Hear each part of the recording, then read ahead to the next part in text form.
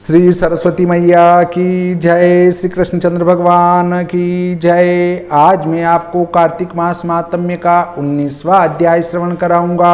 आप प्रेम पूर्वक श्रवण करें। प्रथु बोले, हे महाराज, इतिहास के सहित अति आश्चर्य का करने वाला तुलसी का महात्म्य और व्रत आपने मुझसे वर्णन किया, वह मैंने भली भांति श्रवण किया। जो कार्तिक व्रत करने वाले पुरुष का फल है वह आपने कहा। अब महात्म्य भी कहिए, और यह व्रत पहले किसने किया और कैसे किया, यह सब वर्णन करिए। नारद बोले, सह्याचल पर्वत पर करवीर नामक नगर में धर्म का जानने वाला धर्मदत्त नाम से प्रसिद्ध कोई ब्राह्मण था। सदा विष्णु का व्रत करने वाला और निरंतर विष्णु पूजा में तत्पर और द्वादशाक्षर मंत्र के जप में निष्ठा और अभ्यागतों का सेवक, ऐसा वह धर्मदत्त हुआ। किसी समय वह कार्तिक महीने में पहर भर रात रहे हरि के जागरण के निमित्त हरि मंदिर को गमन किया। हरि के पूजन की सामग्री लेकर जाते हुए उस ब्राह्मण ने आती हुई एक भयावनी राक्षसी को देखा। टेढ़ी दाढ़ों वाली जीवा को लपलपाती हुई, अंदर धंसे हुए लाल नेत्रों वाली, नग्न सूखे मांसों से युक्त लंबे और भीतर को गड़े हुए लाल हैं नेत्र जिसके, और नंगी और सूखा है मांस होठ, और घरघराहट युक्त शब्द करती हुई आ रही हैं थी। उसे देख भय से घबरा कर कांपते हुए वह ब्राह्मण भय के कारण पूजा की जो सामग्री हैं और पूजा के निमित्त जो जल हैं उससे राक्षसी को मारा। हरि का स्मरण करके तुलसी युक्त जल से मारते ही उस राक्षसी के सब पाप नष्ट हो गए। उसके बाद वह पहले जन्म में कर्मों के परिपाक से उत्पन्न हुई। अपनी दशा को स्मरण करके ब्राह्मण को दंडवत कर बोली, कलहा बोली, पहले कर्म के फल से मैं इस दशा को प्राप्त हुई हूँ। हे ब्राह्मण, उसमें मैं कैसे उत्तम गति को प्राप्त होऊं? नारद बोले, भली भांति प्रणाम कर अपने उस कर्म को कहती हुई जो कलहा है उसे देख वह ब्राह्मण बहुत ही विस्मित हो उस समय वचन बोला।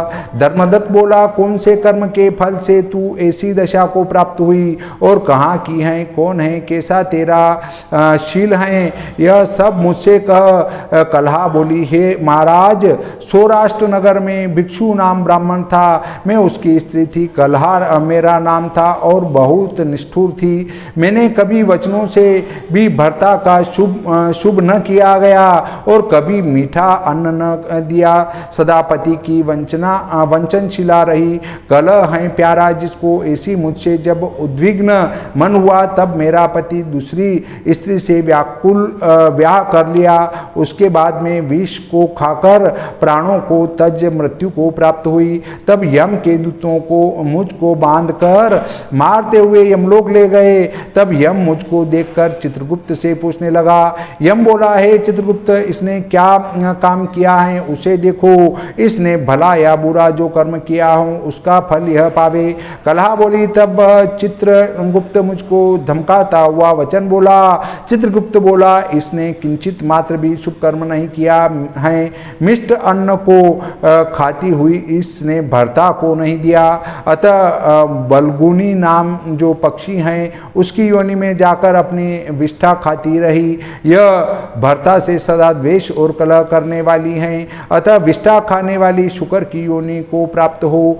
सदा पाक करने के पात्र अर्थात कराही, बटला आदि में भोजन करती थी और अकेली भोजन करती थी, इसलिए अपने उत्पन्न हुए बच्चों को खाने वाली बिल्ली की योनि को प्राप्त हो। इसने भर्ता के ऊपर विष खाकर आत्मघात किया। अतः अति निंदित प्रेत शरीर में स्थित रहे और इसी से यह तुम्हारे दूतों से मरु देश में पहुंचाने योग्य हैं। वहाँ प्रेत शरीर में यह बहुत काल पर्यंत रहे। उसके बाद अशुभ करने वाली यह और 3 योनियों को भोग करे।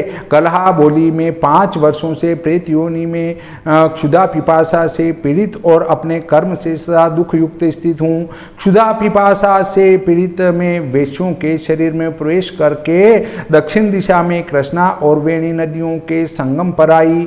जब उनके तट पर पहुंची तभी मैं शिव तथा विष्णु के गणों से दूर निकाल दी गई। उसके बाद क्षुधा से पीड़ित जो मैं हूँ सो हे उत्तम ब्राह्मण तुमसे देखी गई और तुम्हारे हाथ में जो तुलसी दल युक्त जल है उसके संसर्ग से मेरे पातक दूर हो गए।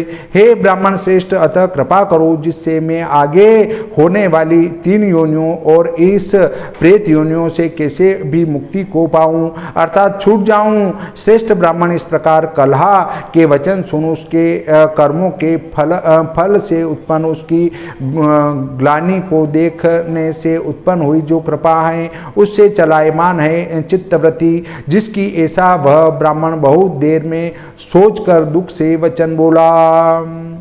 इस प्रकार कार्तिक मास महात्म्य का 19वां अध्याय संपूर्ण होता है। बोलिए श्री सरस्वती मैया की जय, श्री कृष्णचंद्र भगवान की जय।